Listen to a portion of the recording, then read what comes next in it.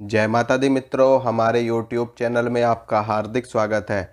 बहुत सारे लोगों के ये प्रश्न होते हैं कि उनको अपने कुल देवता के बारे में जानकारी नहीं होती या फिर उनको अपनी कुल देवी के बारे में जानकारी नहीं होती। तो इस वीडियो में मैं आपको कुछ चीज़ें ऐसी बताऊंगा जिनसे आपको आपके कुल देवता और कुल देवी के बारे में जानकारी हो जाएगी। सबसे पहले तो मैं आपको ये बता दूं कि कुल देवता और कुल देवी कौन होती है। देखिए मित्रों, कुल देवता और कुल देवी वो देवता और वो देवी होती हैं जिनके माध्यम से, जिनकी कृपा से हमारा कुल आगे उन्नति करता है, तरक्की करता है और हमारी वंश परंपरा निरंतर वृद्धि करती रहती है।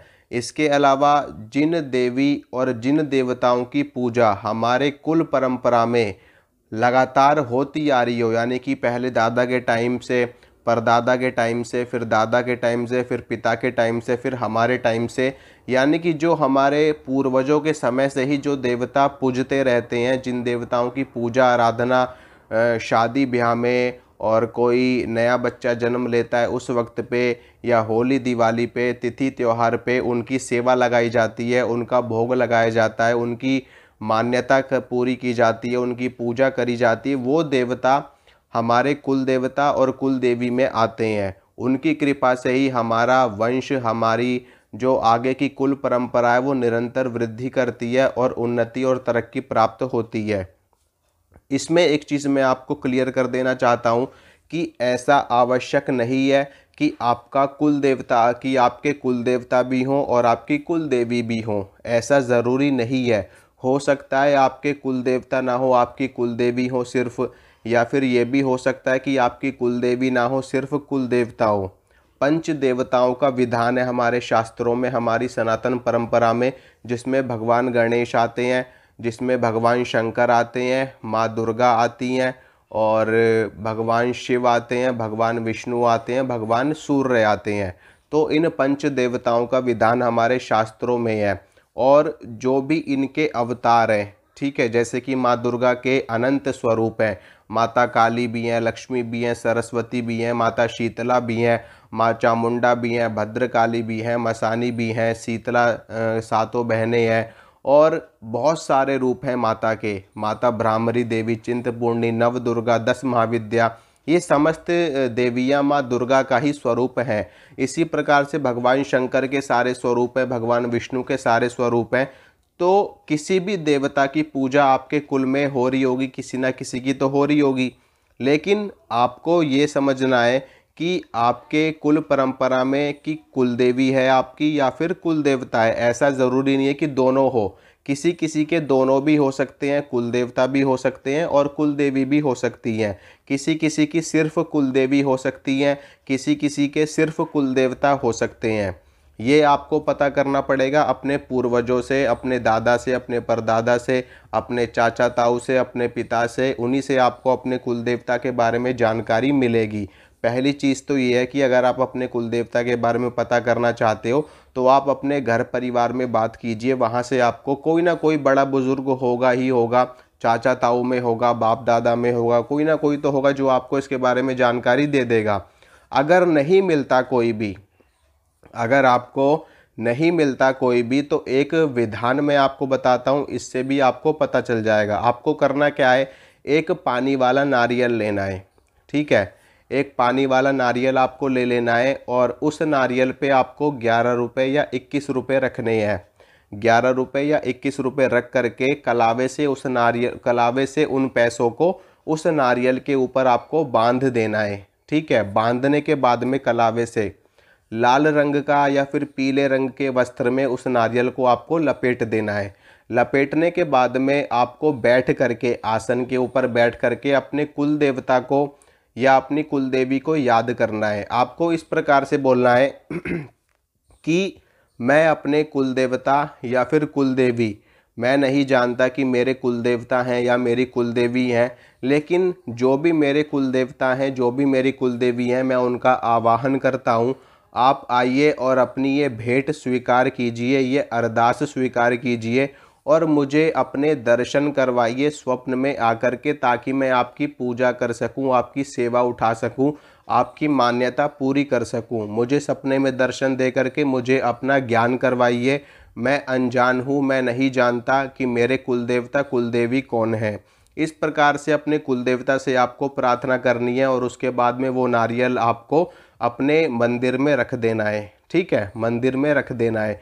रात्रि काल में आपको ब्रह्मचर्य का पालन करना है और अलग सोना है आपको। ठीक है अगर आपको अपने कुल देवता के और कुल देवी के दर्शन करने हैं, आपको जानकारी लेनी है कि तो जिस वक्त आप वो नारियल अपने पूजा घर में रख दोगे, अपने मंदिर में रख दोगे, रात्रि काल में आपके कुल देवता या आपकी कुल देवी जो भी होंगी वो आपको सपने में दर्शन देने के लिए आएंगी।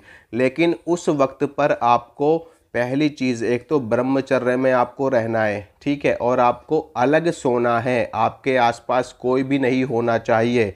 आप अलग से अलग बिस्तर पे सोओगे, आपके बिस्तर पे कोई भी व्यक्ति नहीं होना चाहिए। ठीक है, ना कोई बच्चा, ना बूढ़ा, ना बुजुर्ग, ना महिला, कोई भी नहीं होना चाहिए, सिर्फ आप अकेले सोओगे। आपको रात्रि काल में ही सपने में आपकी कुल देवी होगी तो कुल देवी दर्शन दे देगी, अगर कुल देवता होंगे तो कुल देवता आपको दर्शन दे देंगे और स्पष्ट रूप से आपको दर्शन होंगे सपने में। आपको पता चल जाएगा कि आपके कुल देवता कौन है। ठीक है, एक तो ये चीज़ है। ये दो तरीके मैंने आपको बता दिए। तीसरा तरीका मैं आपको बताता हूँ, कोई सिद्ध भगत के माध्यम से, कोई सच्चा भगत हो और जिसने जो वाकई में सिद्ध हो, जो आपको आपके कुल देवता और या फिर कुल देवी की जानकारी दे सके, या तो उनके माध्यम से आपको पता चल जाएगा। ठीक है, इसके अलावा एक माध्यम और है कि आप कोई ऐसी शक्ति सिद्ध कर लो, आप कोई भी एक शक्ति सिद्ध कर लो, किसी भी अपनी साधना करके, अनुष्ठान करके, मंत्र का जप करके कोई एक शक्ति साध लो और वो शक्ति आपको आपके कुल देवता और कुल देवी की जानकारी दे देगी। ठीक है, उसके लिए आपको मंत्र का जाप करना पड़ेगा, विधि विधान करने पड़ेंगे, अनुष्ठान करने पड़ेंगे, तब जा कर के आप एक शक्ति को सिद्ध कर पाओगे। किसी भी एक शक्ति को सिद्ध कर लो जिसमें आपकी रुचि हो। आप अपने इष्ट देवता को सिद्ध कर सकते हो। इष्ट देवता जब आपके सिद्ध हो जाएंगे तो वो आपको आपके कुल देवता या फिर कुल देवी की जानकारी भी आराम से दे देंगे। इस तरीके से आपको पता चल जाएगा कि हमारे कुल देवता कौन है।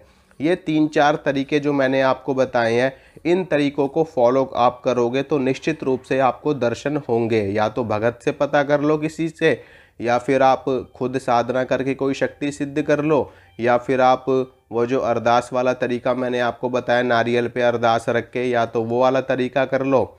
और एक चीज़ और मैं आपको बताना चाहता हूँ कि जब आपके कुल देवता और कुल देवी के सपने में दर्शन होंगे ना, जो मैंने नारियल वाला प्रयोग आपको बताया है, जब दर्शन हो जाएंगे आपको, तो उसके बाद में आपको क्या करना है कि जो नारियल और जो पैसे आपने रखे थे अपने मंदिर में, वो नारियल और वो पैसे आपको अपने कुल देवता के मंदिर में जाकर के देने हैं, मंदिर में जाकर के चढ़ाना है। अगर कहीं दूर स्थान है उनका, जैसे कि कई बार हो सकता है कि आप किसी और स्टेट में रहते हो और उनका धाम, उनका मंदिर किसी और स्टेट में हो, तो आप उसको अपने घर में रखो, अपने पूजा घर में रखो, या फिर कहीं भी साफ सुथरे स्थान पर आप रखो। और जब भी आप उनके दर्शन करने के लिए जाओ अपने कुल देवता के, तब आप उसको अरदास को और वो नारियल को अपने साथ में लेकर के जाना और वहाँ पर उनके मंदिर में चढ़ा देना। ठीक है, इस तरीके से आपको करना है। बाकी चीज़ें तो मैंने आपको कॉमन ही बताई है और कुछ तो है नहीं बताने के लिए। ठीक है मित्रों, इन्हीं तरीक़ों से आपको पूरी जानकारी मिल जाएगी कि आपको कैसे आपको पता चल जाएगा कि आपके कुल देवता कौन है या फिर कुल देवी कौन है। बहुत सारे लोग बार बार मुझसे पूछते हैं कि हम अपने कुल देवता के बारे में कैसे पता करें, तो इन तरीक़ों से आपको पता चल जाएगा। आशा करता हूँ मित्रों, जो जानकारी मैंने आपको दी आपको अच्छी लगी होगी, पसंद आई होगी।